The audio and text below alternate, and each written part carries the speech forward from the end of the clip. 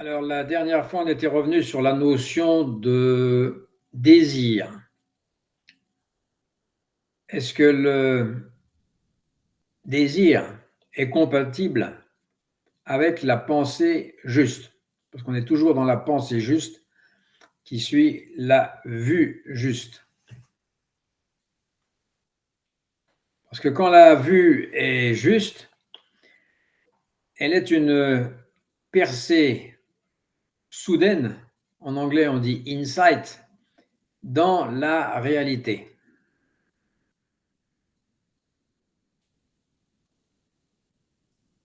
C'est l'aperçu direct de l'impermanence, du non-soi, de la vacuité. Et c'est précisément là que surgit un paradoxe. C'est que le désir se glisse même dans la pensée juste. L'esprit humain, habitué à vouloir être dans les désirs, dans les besoins, transforme rapidement la pensée juste en un idéal, en un objectif, en chose à atteindre. Alors le désir subtil de devenir, comme devenir pur par exemple, devenir sage, devenir libéré, eh bien ce désir subtil se réinstalle. Et ce désir, même noble, est déjà une déviation.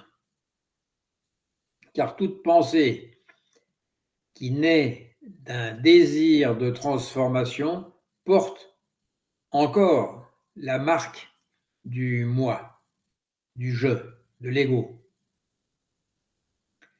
Dans le Dharmapada, qui est le premier écrit de Bouddha, celui-ci dit « Ce que tu penses, tu le deviens ».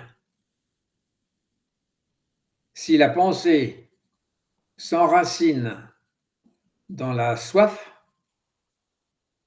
elle engendre forcément la continuation de la soif. Et si elle s'enracine dans la vacuité, elle devient silence et compassion. La pensée juste n'est donc pas une construction mentale correcte, selon une morale, par exemple, ou un dogme. Elle est le reflet d'un esprit libéré du désir de s'approprier la vérité. On est toujours dans ce besoin de s'approprier les choses. Et si on s'approprie les choses, c'est bien qu'il y aurait un possesseur, un propriétaire. C'est pourquoi dans le zen, on dit que penser juste ne signifie pas penser bien. Penser juste, c'est penser sans l'encombrement du moi, sans l'ombre du moi ou de l'ego. C'est une pensée qui se déploie naturellement, sans appropriation, comme un torrent ou un courant d'eau descend la montagne. Il ne stagne nulle part. Zhuo Xu, donc un célèbre maître du Chan chinois, Zhuo Xu c'est le 7e siècle, dans la lignée de Nansen. Il était connu pour son enseignement direct, radical, dépouillé et complètement déroutant. C'est lui qui est l'auteur du Koan. Quand on lui demande, quand un disciple lui demande, le chien ou un chien a-t-il la nature de Bouddha? Et sa réponse, ça a été Mu, qu'on peut transcrire en MU et qui signifie négation. Pas vide, mais négation. Et donc, Joshu disait, quand je suis fatigué, je dors. Quand j'ai faim, je mange. Ce n'est pas une forme de paresse intellectuelle, mais la traduction ou la manifestation d'une pensée juste, une pensée non séparée de l'acte, ce qui fait penser au Wu Wei du Tao, du taoïsme, le non-effort, non encombré par le désir d'être autre chose, juste être ce qui est. Par contre, le désir, lui, il agit toujours comme un vent qui trouble la surface de l'eau ou la surface du seau. Il crée des ondes dans la conscience, des intentions cachées, des espérances, des espoirs, des regrets, etc. Même la recherche du bien peut devenir un piège si elle naît d'un manque, d'un besoin intérieur. Il y a beaucoup de gens qui font du bien, c'est gentil de leur part, mais ça traduit un manque ou un besoin intérieur. C'est pourquoi dans le zen, on ne parle pas d'éliminer le désir, mais de réaliser sa nature. Quand on voit la mécanique du désir, quand on réalise sa nature, il disparaît. Il ne présente plus d'intérêt. Comprendre le désir, c'est voir qu'il n'a pas de substance. Il est fait d'une image mentale du futur, d'un moi qui veut persister et d'une croyance dans le besoin, dans le manque.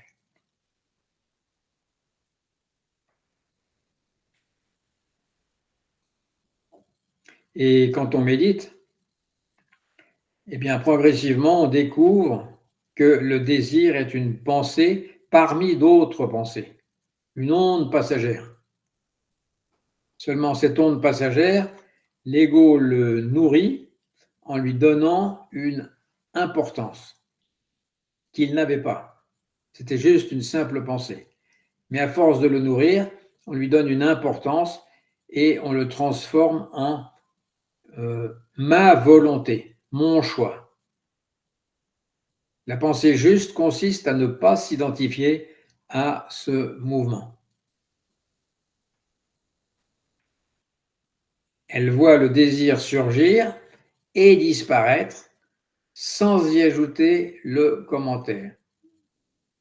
C'est là la difficulté où il ne faut pas se laisser embarquer. Il y a une pensée, c'est peut-être un désir, mais on n'a pas à le nourrir, on n'a pas à ajouter de commentaires. Du style c'est bien, c'est mal, je devrais, je ne devrais pas, etc. Et alors, le désir perd sa force d'auto-entretien. Le désir est comme une flamme, elle ne peut subsister s'il n'y a pas de combustible.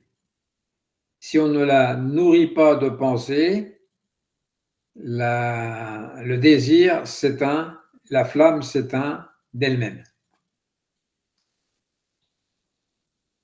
Penser juste, c'est cesser de souffler sur la flamme ou sur les braises. Cela ne veut pas dire qu'il n'y ait plus de motivation ou plus d'élan,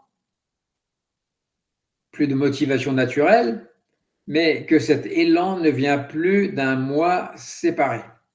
C'est un élan naturel qui n'a rien à voir avec celui d'un moi séparé, d'un moi individuel. Et c'est la différence entre l'effort juste et l'effort égocentrique. Dans la voie, la pensée juste et l'effort juste sont comme les deux ailes d'un oiseau. L'un perçoit, l'autre agit. La pensée juste perçoit, l'effort juste agit sans résistance. Quand la pensée est libérée du désir, l'action devient simple, fluide, silencieuse et donc efficace. Mais tant que le désir reste caché, tant qu'on ne l'expose pas, eh bien, il dirige la pensée et déforme la vision.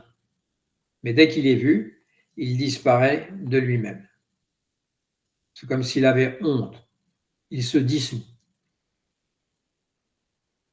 Dans la vie quotidienne, cette attention doit être la pratique de chaque instant. En fait, on aurait pu rajouter tout à l'heure que notre méditation du soir, elle se prépare toute la journée. Par exemple, en observant les désirs subtils. Le désir d'être apprécié, d'être aimé, d'avoir raison quand on parle avec quelqu'un, d'être reconnu ou d'être spirituel. Mais tous ces désirs subtils, on les regarde passer sans y toucher. Alors la pensée cesse d'être une fabrique d'histoires, une fabrique de scénarios personnels, et elle devient simplement un miroir. Une pensée juste ne crée pas de traces. Elle apparaît et disparaît dans le même mouvement. Le zen nous apprend à ne pas condamner le désir, mais à ne pas s'y enliser. Ne pas patauger dans le désir sans faire attention. Le désir vu en pleine présence se transforme en clarté. Comme on l'a déjà dit, l'eau devient limpide quand on cesse de la remuer ou de la touiller. Et en plus, cette limpidité n'est pas seulement mentale, elle a une dimension naturellement et profondément éthique.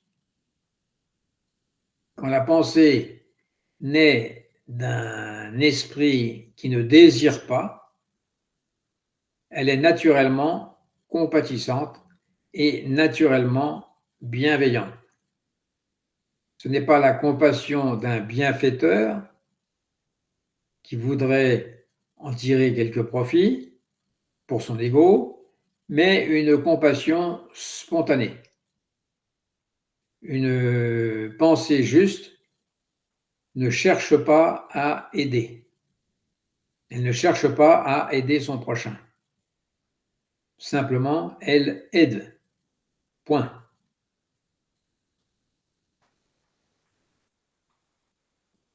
Elle ne planifie pas le bien. Elle agit selon la situation. Elle ne fait pas de calcul avant la situation. C'est la situation qui oriente son action. Dans la société moderne, qui est saturée de désirs fabriqués, par exemple avec les publicités, eh bien, pratiquer la pensée juste, c'est créer une brèche dans tout ce tumulte publicitaire. Juste une brèche. C'est refuser cette logique du manque qui oriente toutes les émissions de télévision. Là où la publicité dit « tu n'es pas assez, deviens ceci, deviens cela », eh bien la pensée juste répond « rien ne manque ». Ce n'est pas une croyance, mais une perception directe de la plénitude de l'instant. On pourrait dire « rien ne manque à l'esprit vacant ». Rien ne manque à l'esprit vacant. Ainsi, la pensée juste et le désir ne sont pas ennemis, ils révèlent le même mouvement, vu ou alors non vu. Quand il est vu, le désir devient transparence. Quand il n'est pas vu, il devient attachement. Tout est dans le fait de voir ou de ne pas voir. Dans le zen, on ne détruit pas les désirs, on les expose, on les éclaire, et de même, quand ils sont mis à nu, eh bien, ils disparaissent. Quand la lumière de la présence les traverse, pourrait-on dire, ils cessent d'être des chaînes. Ils cessent de nous enchaîner. Ils deviennent transparents. La pensée juste n'est donc pas le résultat d'un contrôle, mais la conséquence naturelle d'un esprit éveillé. Cette pensée juste, elle est sans racine, sans auteur, sans but. Elle jaillit et disparaît comme une vague dans l'océan. Et dans ce cas-là, même le mot penser devient trompeur, car il n'y a plus de penseur. Le penseur est fabriqué par une suite ininterrompue de pensées. Et quand il n'y a plus de penseur, à ce moment-là, le désir de ne plus désirer s'évanouit aussi. Parce que jusque-là, on avait le désir de ne plus désirer. Et c'est là la véritable liberté. Non pas celle d'obtenir ce que l'on veut, mais de ne plus être séparé des choses telles qu'elles sont, de ne plus être séparé de ce qui est. Et on en est séparé, ou on en était séparé par l'illusion.